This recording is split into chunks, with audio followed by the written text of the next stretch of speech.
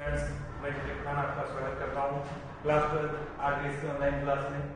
जैसा कि बेटा हमारे चल रहा था चैप्टर नंबर 5 और चैप्टर नंबर 5 में हम चैप्टर नंबर 5.1 पढ़ रहे थे। चैप्टर नंबर 5.1 में सुनिए आप लोग, हमने इसका क्वेश्चन नंबर 3 कंप्लीट किया था। क्वेश्चन नंबर 3 कंप्लीट करने के बाद क्वेश्चन नंबर 4 की बारी आती है। क्वेश्चन नंबर 4 हमने जो है बोर्ड पर पहले से लिख लिया है इसको, क्योंकि क्वेश्चन थोड़ा ज्यादा पड़ा है और टाइम ज्यादा लगता है इसमें, इस वजह से मैंने पहले से लिखा है इसको।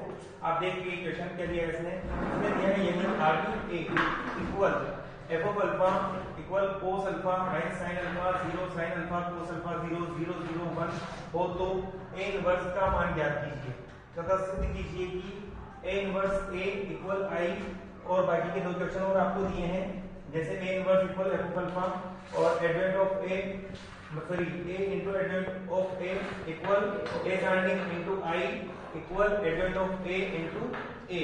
ठीक है, तो आप देखिए इसको कैसे करते हैं हम लोग। इसमें सबसे इंपॉर्टेंट चीज जो है वो है एडजॉइंट निकालना और आपकी इनवर्स निकालना। तो सबसे पहले मैं बात करता हूँ इसकी।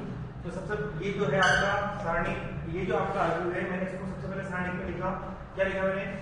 केवल आपके क्वेश्चन चेंज होता है तो मैंने लिख दिया आपको। अब लिखने के बाद मेरे पास है cos alpha minus sin alpha 0 sin alpha cos alpha 0 0 0 1।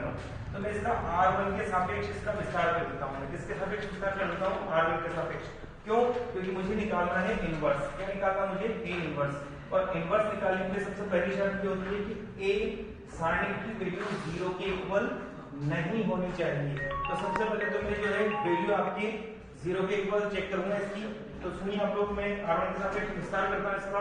तो ये आपकी r1, तो सबसे पहले मैंने ये किया, तो ये cos पे ऐसा कैसा, cos को x इंटू किया cos माइनस, फिर ये 0 को किया 0 से 0, बीच में माइनस का चिन्ह आता है, फिर ये मैंने माइनस का साइन लिया तो ये प्लस साइन, और यहाँ ये लिया मैंने तो ये और ये छूटेगा तो sin अल्फा, और ये आपकी 0, और ये आपके 0 तो 0 की वैल्यू होगी नहीं। यहाँ ये cos को ये 0 की वैल्यू नहीं है, cos को cos से इंटू किया cos स्क्वायर प्लस 0 की वैल्यू नहीं है, sin को sin से इंटू किया sin स्क्वायर, तो cos square plus sin square बराबर 1 हुआ। ठीक है, यहाँ सुनिए आप, तो हमारी जो है हमारी शर्त पूरी हो रही है। यहाँ पर हमें पता है कि ए सारणी नॉट इक्वल 0 होना चाहिए, तो हमारे पास एक आ रहा है यानी कि 0 के इक्वल नहीं है। तो ये जो है ये व्युत्क्रमणीय है। अब ये व्युत्क्रमणीय होने के बाद सबसे पहले मैं इसके एडजॉइंट निकालूंगा इसका।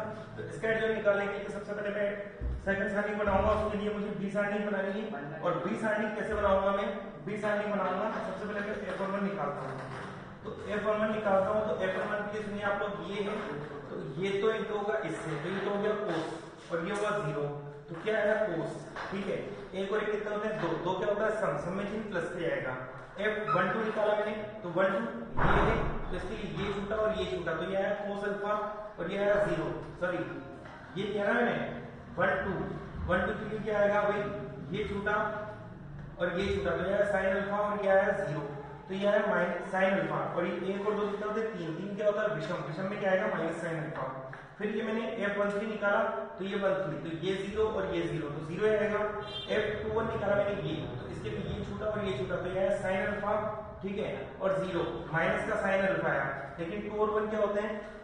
विषम होते हैं। विषम के लिए माइनस के माइनस माइनस प्लस हो गया। f22 निकाला मैंने, ये तो इसके लिए ये तो ऐसे इंटू यानी कि कोस आएगा प्लस का, और ये 0, तो प्लस का कोस, और 2 और 2 कितने होते हैं? सम होते हैं, तो सम के लिए प्लस ही आएगा, पॉजिटिव आ जाएगा यहाँ पर। यहाँ देखिए आप लोग, ये 2 3 निकाला आपने, ये तो ये छूटा और ये छूटा, तो ये भी 0 और ये भी 0।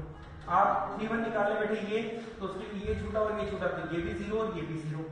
आप 3 2 निकाला, ये निकाला आपने, तो ये तो कोस बना, और ये सॉरी ये निकाला ना आपने, तो ये तो 0 और ये भी 0 है आपके। 3 3 की बात करोगे आप, 3 3 ये तो cos को कोसेंट या cos स्क्वायर, ये जो माइनस का चिन्ह होता है, और ये आपके माइनस तो ये sin स्क्वायर, तो cos square plus sin square की वैल्यू कितनी होती है आपकी? 1 होती है, तो ये आपकी 1 आएगा। तो आपने सारे सेकंड निकाल लिए। अब इनको आप क्या करोगे? बी सारणी में जमा दोगे, तो ये आपने जमा दिया। जमाने के बाद हमें पता है कि एडजॉइंट ऑफ ए इक्वल होगा किसके? बी ट्रांसपोज के इक्वल होगा। किसके इक्वल होगा? बी ट्रांसपोज के। तो बी ट्रांसपोज निकालने के लिए सॉरी एडजॉइंट ऑफ ए निकालने के लिए आप बी का ट्रांसपोज करोगे, तो ये बी का आपने ट्रांसपोज किया, तो ट्रांसपोज करना आपको आते ही पंक्ति को कॉलम में चेंज कर देते हैं। तो ये पंक्ति को मैंने कॉलम बनाया, इस पंक्ति को मैंने कॉलम बनाया, इस पंक्ति को मैंने कॉलम बनाया। मेरे पास एडजॉइंट आया। अब एडजॉइंट आने के बाद मेरे पास फॉर्मूला क्या है? मेरे पास ए इनवर्स का फॉर्मूला होता है A inverse equal adjoint of A by A सारणी। ठीक है, तो तो मुझे ए सारणिक का मान इसके बटे में रखना है। तो अब देखिए यहाँ पर ए सारणिक की वैल्यू मैंने क्या निकाली थी, ए सारणिक की वैल्यू थी मेरे पास 1, तो 1 से डिवाइड करूंगा मैं इसे, तो ये ऐसा का ऐसा ही आ जाएगा, यानी कि मेरे पास ए इनवर्स आ चुका है। अब ए इनवर्स आने के बाद मुझे क्या करना है, इसमें ए इनवर्स आने के बाद मुझे इसको ऐसे मल्टी करना है ए मैट्रिक्स से, तो ए मैट्रिक्स से मल्टी करना है ए इनवर्स वाले मैट्रिक्स को। तो ये मैंने दोनों को लिख लिया। मल्टी करने का तरीका, पंक्ति को कॉलम से, फिर पंक्ति को कॉलम से, फिर पंक्ति को कॉलम से। तो ये मैंने आपके जमा दिया, मैंने आपको मल्टी करना बहुत अच्छे से सिखा रखा है, तो ये आपके मैंने जमा दिया। यहाँ जमाने के बाद में सुनिए, cos square alpha plus sin square alpha की वैल्यू 1, ये माइनस के साइन कोस, ये प्लस के साइन कोस कट गए 0, ये आपके 0, ये माइनस के साइन कोस प्लस के साइन कोस कट गए 0, ये sin square alpha plus cos square alpha बराबर 1, और ये आपके 0, ये भी 0 है, ये भी 0, और ये 0 0 1 तो 1 आएगा। हमें पता है ये आपके इकाई अवयव बन रहा है, ठीक है। इसको क्या बोलते हैं हम, आई बोलते हैं, इसको क्या बोलते हैं, आई। तो मेरे पास सिद्ध हो चुका है A inverse into A equal I, तो ये मेरा आंसर है। और ये जो दो क्वेश्चन है ये आप करके देखना, अगर नहीं आया आपको तो मुझे कमेंट करके बताना, मैं आपको इनके भी आंसर सेंड कर दूंगा। आज के लिए इतना काफी है, बाय।